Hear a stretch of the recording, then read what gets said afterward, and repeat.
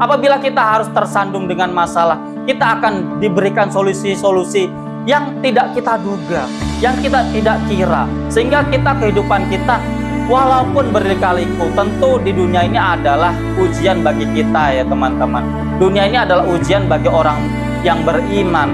Namun di sela-sela keberujian itu apabila kita masuk pada 3 golongan ini, pemimpin yang adil, orang yang berlimpah yang bersyukur, orang yang berkekurangan dia sabar, insya Allah ia akan diberikan jalan keluar yang tidak terbatas, yang akan menyelamatkan kita di kehidupan kita sampai nanti akhir hayat kita, bahkan di akhirat nanti.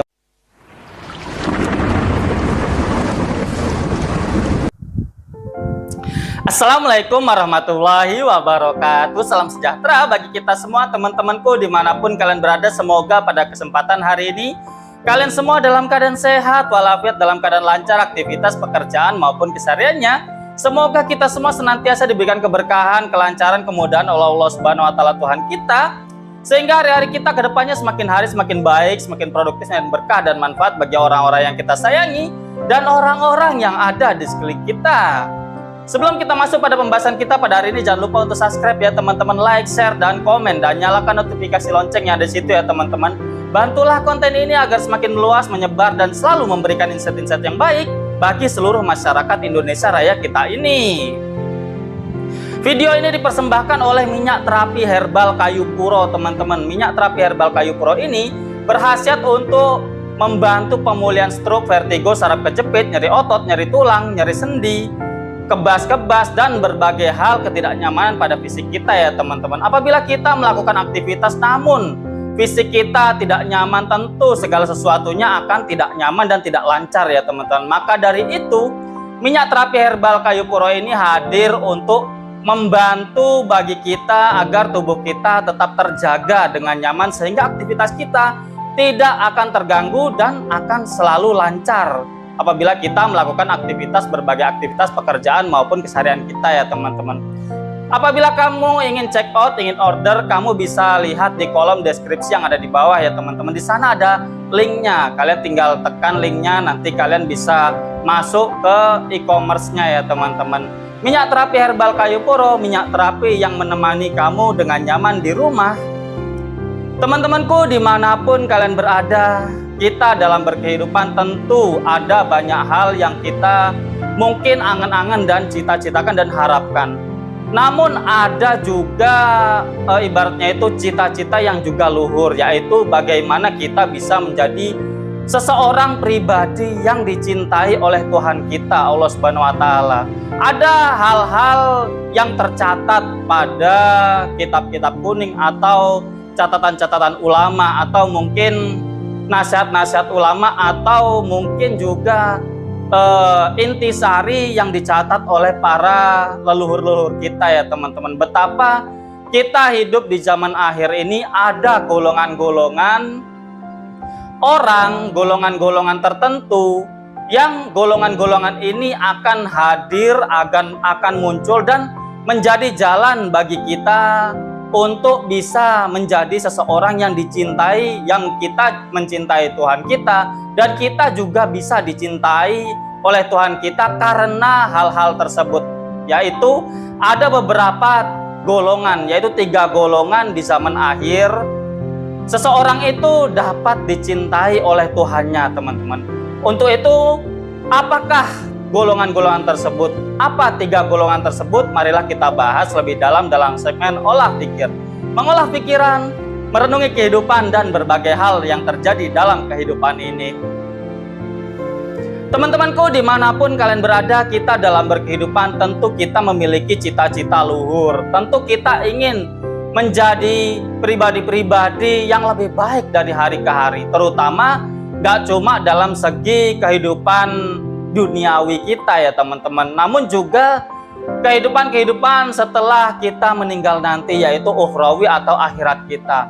Kita dalam berkehidupan tentu kita memiliki batas, kita memiliki umur, kita memiliki garis takdir kita masing-masing. Ada juga yang menyatakan bahwa jodoh, takdir, rezeki itu adalah suatu hal misteri. Begitu juga dengan umur kita di dunia ini. Namun seperti apapun keterbatasan di dunia ini, umur kita, waktu kita, rezeki kita, jodoh kita, atau mungkin berbagai hal pekerjaan kita, seterbatas apapun itu, jangan sampai kita lupakan, jangan sampai kita hanya berfokus ke akhirat saja. Ada perkataan yang kurang pas, teman-teman, apabila kita hanya memang akhirat itu adalah suatu yang harus diprioritaskan, namun ada hal yang dilupakan dari kata-kata tersebut. Ada hal yang kurang lengkap apabila kita menyatakan bahwa akhirat itu penting, dunia itu nggak penting. Ini adalah suatu statement yang kurang pas, karena sejatinya dunia ini adalah ladang bagi kita menanam untuk kita dapat menuai di akhirat nanti, teman-teman. Yang sebagaimana saya pernah bahas di episode yang lampau, betapa ad-dunya mazra'atul akhirah. Dunia ini adalah ladang bagi kita menanam agar kita bisa menuai di akhirat nanti. Itulah betapa dunia itu juga penting, teman-teman. Dunia ini adalah bagian dari akhirat juga. Jangan sampai kita sumbu pendek atau mengambil garis singkat bahwa akhirat itu penting. Ya benar, akhirat itu segala-galanya, karena kita akan hidup jutaan bahkan miliaran tahun selamanya di akhirat nanti. Dan kehidupan kita di akhirat nanti itu bergantung kehidupan kita di dunia ini. Bagaimana kita itu berfaedah di dunia ini, bagaimana kita itu baik di dunia ini, bagaimana kita itu bekerja dengan tekun di dunia ini, itu akan juga menjadi suatu gambaran nanti di akhirat. Jangan dikira pekerjaan duniawi itu tidak ada kaitannya dengan akhirat. Jangan dikira kita bekerja sebagai mungkin tukang beca, pedagang di pasar, pengusaha, dokter, menjadi pemimpin, menjadi polisi, TNI, atau pekerjaan-pekerjaan lain, itu tidak berkaitan dengan akhirat, teman-teman. Jangan dikira seperti itu. Segala sesuatunya itu tergantung diawali dari apakah niat kita sebelum kita bekerja. Apabila kita bekerja menjadi polisi, menjadi TNI, menjadi dokter, menjadi pedagang, menjadi ibaratnya itu mungkin kuli panggul di pasar, menjadi tukang becak, menjadi tukang ojek, menjadi ojol dan lain sebagainya. Apabila kita niatkan keluar dari rumah untuk mencari nafkah bagi anak istri, bagi orang tua kita, gitu kan, untuk menjaga, jangankan untuk membantu orang lain di luar kita, kita niatkan untuk menjaga harga diri, harkat martabat kita, agar kita tidak minta-minta, agar kita tidak merugikan atau menjadi beban bagi orang sekeliling kita. Itu adalah niat-niat akhirat juga, teman-teman, yang bernilai akhirat. Apabila kita diawali segala pekerjaan kita itu dengan niat-niat yang baik, yang tulus, karena ini semua adalah bentuk perintah dari Tuhan kita, Allah Subhanahu wa Ta'ala. Orang yang mencari rahmat Allah di muka bumi ini, dalam artian keluar rumah untuk mencari fadilah Allah, mencari rahmat Allah, mencari karunia rizki dari Allah, gitu kan, itu adalah suatu hal ibadah juga yang bisa kita sebut atau yang biasa disebut oleh para guru-guru kita sebagai ibadah ghairu mahdoh, ibadah yang secara tidak langsung rituali, atau kalau sholat, zakat, puasa, haji itu adalah ibadah mahdoh, gitu kan, ibadah yang ritualnya itu sudah ditentukan, syarat rukunnya, batas-batasnya, tertolaknya atau mungkin batalnya itu sudah ditentukan oleh Allah Subhanahu wa Ta'ala melalui Kanjeng Nabi Muhammad SAW yang disebut dengan syariat agama. Namun ada ibadah yang ghairu mahdoh yang kita sehari-hari melakukannya, gitu kan, entah itu baik ke tetangga, hal-hal sepele itu bisa jadi suatu ibadah. Bahkan silaturahmi, gitu kan, baik ke tetangga itu adalah hal sepele kan, adalah hal-hal sosial yang memang baik secara tradisi, bahkan di Indonesia, bahkan di belahan bumi yang lain, itu adalah ibadah yang besar. Bahkan ada dalilnya bahwasanya apabila kita memuliakan tetangga, memuliakan tamu, gitu kan, itu adalah tanda dari kita beriman. Man yu'minu billahi wal yaumil akhir fal yukrim doifahu fal yukrim jarohu. Barang siapa yang beriman kepada Allah dan hari akhir, maka ibaratnya itu perbaikilah sikap kamu kepada tamu, perbaikilah sikap kamu kepada tetangga, berbuat baiklah kamu, atau muliakanlah kamu, muliakanlah tetanggamu, muliakanlah ibaratnya itu tamumu. Jadi seperti itu teman-teman. Nah, ini adalah suatu hal yang harus kita ingat-ingat ya teman-teman. Jangan sampai kita membedakan antara dunia dan akhirat. Ini semua adalah suatu perjalanan panjang. Apabila kita baik di dunia, tentu insya Allah nanti kita akan baik di akhirat kita. Dan dari situlah kita akan menggapai rasa cinta kita kepada Tuhan yang Maha Kuasa, pencipta kita. Dan ada hal-hal juga teman-teman, ibaratnya itu tulisan, catatan-catatan bagaimana kiat-kiat kita untuk kita itu bisa dicintai pula oleh Tuhan kita, Allah Subhanahu wa Ta'ala. Jadi adanya kita mencintai Allah, kita juga harus bisa atau tahu caranya bagaimana Allah itu bisa mencintai kita. Setidak-tidaknya para guru-guru, para ulama atau para penulis-penulis kitab yang ada mungkin dipelajari di pesantren-pesantren atau yang dipelajari oleh para ulama gitu kan. Ada 3 golongan orang yang pada zaman akhir mereka itu disebut waliullah, disebut orang yang dilindungi dan dicintai Allah. Ada 3 golongan, yaitu pertama adalah pemimpin yang adil. Nah, ini satu adalah pemimpin yang adil, 2 adalah orang yang mapan atau orang yang berlebih, dia kemudian bersyukur. Bisa dibilang orang kaya atau mungkin orang yang berlebih kemudian dia bersyukur. Dan yang ketiga adalah orang yang ketika dalam keadaan kurang cukup atau mungkin bisa dianggap miskin atau mungkin bisa dianggap kurang gitu kan, dia selalu bersabar. Ketika mereka golongan ini, 3 golongan ini adalah satu pemimpin yang adil. Apabila dia adil, ketika dia ditakdir atau dia berhasil mencapai kepemimpinan tertentu, entah menjadi RT, RW, camat, bahkan presiden gitu kan, bahkan pemimpin-pemimpin lainnya gitu kan, kemudian dia berbuat adil, dia kemudian menjalankan kepemimpinannya itu dengan baik.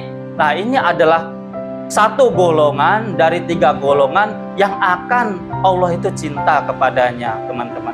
Yang kedua adalah orang yang bersyukur ketika mereka mendapatkan kelapangan. Orang yang ketika mendapatkan kehidupannya berlebih, kemudian dia bersyukur, mengucapkan rasa syukur alhamdulillah, kemudian dia dengan rasa syukur itu mendermakan hartanya, membantu orang-orang yang kurang, menjadi solusi problem bagi tetangganya, membuka lapangan pekerjaan bagi orang-orang yang nganggur lah. Ini adalah suatu hal juga ciri-ciri orang yang bersyukur teman-teman. Jadi kita kan hidup ini biasa-biasa saja ya. Apabila kita memiliki kelebihan, tentu kita memiliki ART, kita memiliki karyawan. Apabila kita niatkan merekrut karyawan, ART atau mungkin pekerja, niat karena kita bersyukur, membuka lapangan pekerjaan, menghentaskan kemiskinan, ibaratnya itu menjadi solusi bagi tetangga atau karyawan kita dari kehidupannya, kemudian kita memberikan pekerjaan. Ini adalah salah satu juga dari bagian syukur teman-teman. Apabila kita niatkan itu semua karena Allah Subhanahu wa Ta'ala, karena kita mensyukuri nikmat kita, karena kita mensyukuri karunia yang dititipkan kepada kita berupa harta, berupa kelapangan dari segi kehidupan, itu adalah juga bisa dicatat atau bisa menjadi suatu golongan yang mereka itu bakal dicintai oleh Allah Subhanahu wa Ta'ala. Dan yang ketiga, apabila kita dalam keadaan sulit, kurang, mungkin dalam keadaan bermasalah, dalam keadaan mungkin perekonomian yang kurang, kemudian kita bersabar, tetap menjaga diri ini, tetap berbuat baik, tidak mencuri, tidak korupsi, tidak melakukan hal-hal buruk. Kalau korupsi kan orang miskin nggak mungkin korupsi karena dia tidak memiliki kekuasaan tertentu. Mungkin ketika kita kurang, kita bekerja gitu kan kepada bos tertentu, kemudian kita waktunya kerja, kita berleha-leha, ini bisa disebut juga korupsi waktu gitu kan. Apabila kita diberi amanah untuk mengerjakan sesuatu, kemudian kita tidak memaksimalkan, ini tandanya kita juga berbuat buruk kan, seperti itu.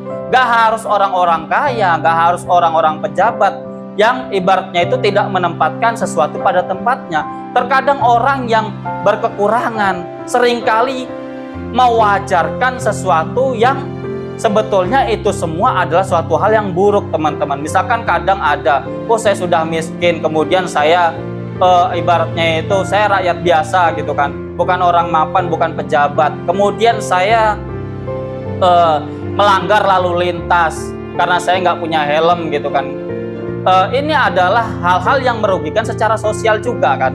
Kemudian ibaratnya polisi masa akan menilai kamu itu nggak punya helm apa-apa gitu kan. Tentu polisi akan tetap menegakkan hukum. Begitu juga dengan orang-orang yang tidak berbuat baik.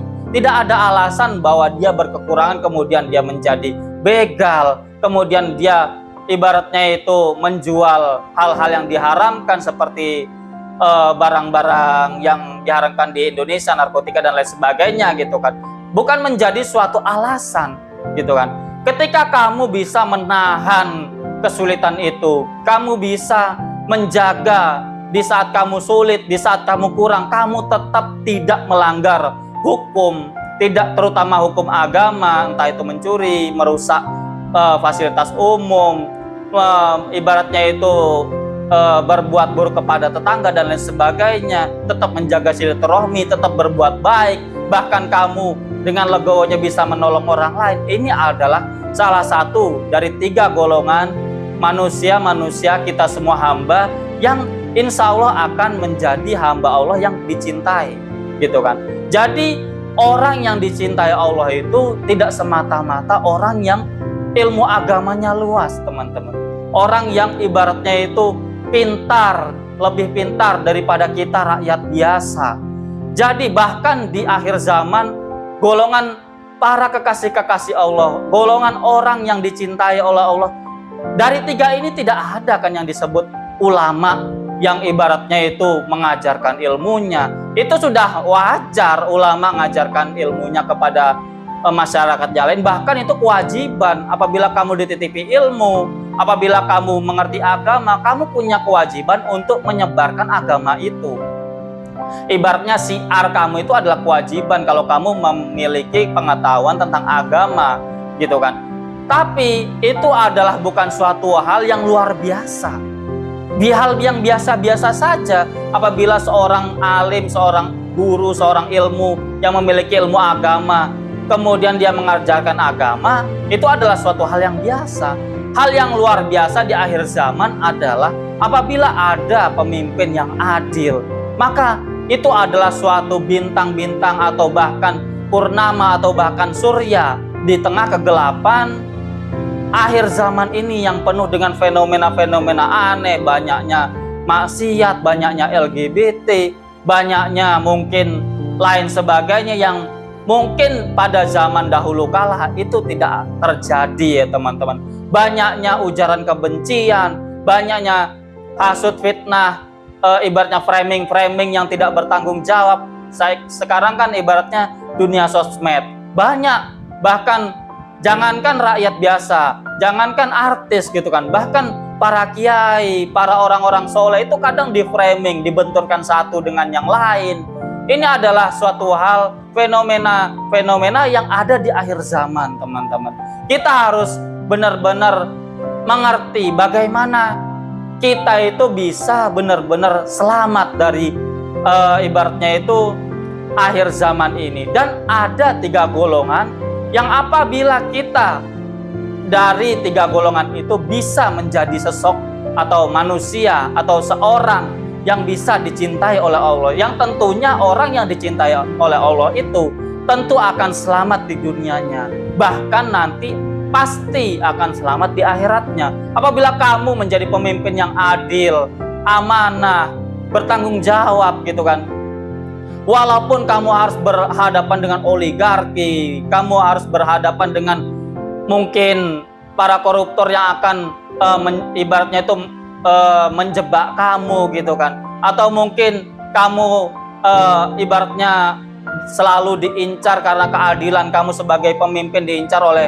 mungkin lawan-lawan politik kamu apabila tetap kukuh teguh sebagai pemimpin yang amanah, yang adil gitu kan, insya Allah kamu akan diselamatkan dari berbagai kesulitan-kesulitan. Walaupun kamu harus terjebak oleh itu, kamu akan lebih diselamatkan dunia kamu, bahkan sampai akhirat kamu.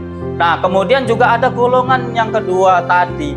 Apabila kamu berlimpah hartanya, berlimpah kemampuannya, berlimpah kehidupannya, kemudian kamu bersyukur, membuka lowongan pekerjaan yang banyak, kamu ibaratnya itu menjaga karyawan kamu, tidak sewenang-wenang. Kamu di saat orang lain susah sedikit dalam bisnisnya, mereka mem-PHK, kamu tetap menjaga. Walaupun kamu rugi-rugi sedikit, tapi karyawan kamu rawat.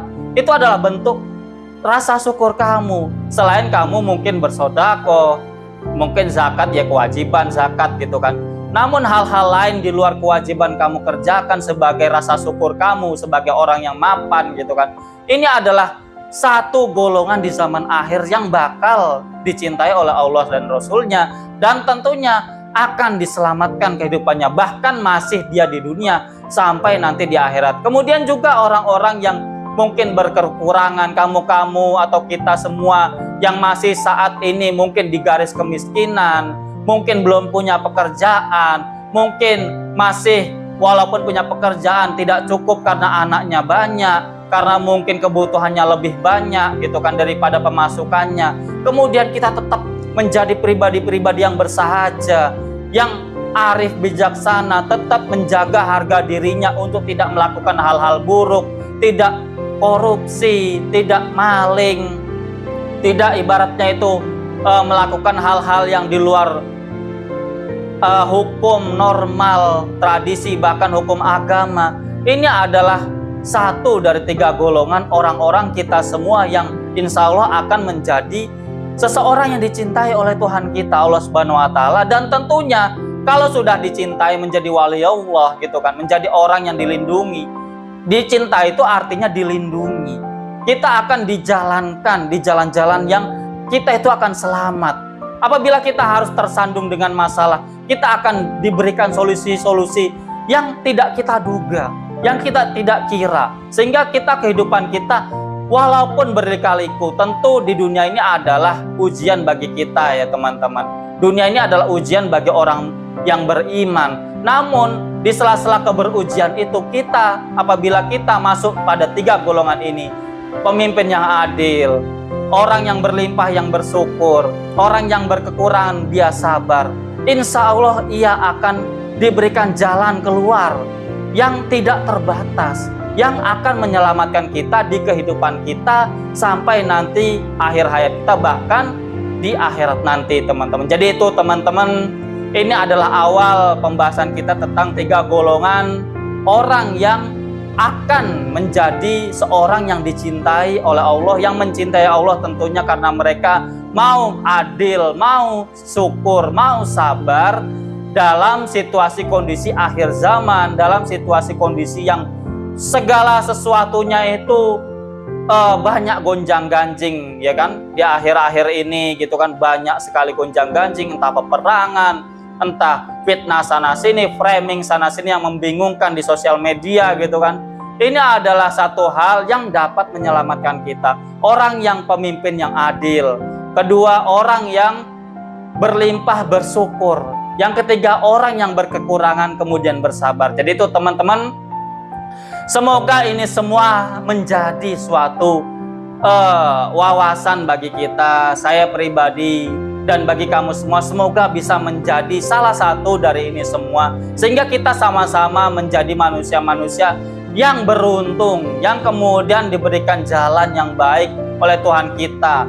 Siapa lagi yang harus kita harapkan dari kehidupan ini kecuali Tuhan kita yang Maha Kuasa, yang ibaratnya itu menciptakan kita, dan yang harus kita harapkan segala sesuatunya ya memang kepada beliau, Allah Subhanahu wa Ta'ala, Tuhan kita, yang bisa menjadikan hidup kita ini sesuai atau bisa keluar dari berbagai macam problematika hidup yang bahkan manusia, bahkan siapapun tidak bisa menyelesaikannya. Insya Allah apabila kita menjadi 3 golongan tadi, orang pemimpin yang adil, orang yang berlimpah, yang bersyukur, orang yang berkekurangan dia sabar, insya Allah kita sebagai manusia-manusia yang tetap teguh kepada pendirian kita untuk melakukan hal-hal yang terbaik pada hidup ini, tentu Tuhan kita akan selalu melihat, tentu kita akan diberikan solusi, tentu kita akan diselamatkan dari lingkungan-lingkungan yang mungkin toksik, yang mungkin memaksa kita untuk melakukan keburukan-keburukan. Jadi itu teman-teman, semoga ini semua menjadi suatu hal, informasi, wawasan yang akan menjadikan diri kita itu semakin terjaga, semakin berhati-hati dalam berkehidupan ini. Jadi itu teman-teman, terima kasih atas segala perhatian. Kurang lebihnya saya mohon maaf. Tetap semangat, tetap optimis, positive thinking atas segala kehidupan. Berhati-hatilah dalam menjalani kehidupan ini. Sampai jumpa di episode yang akan datang. Wassalamualaikum warahmatullahi wabarakatuh.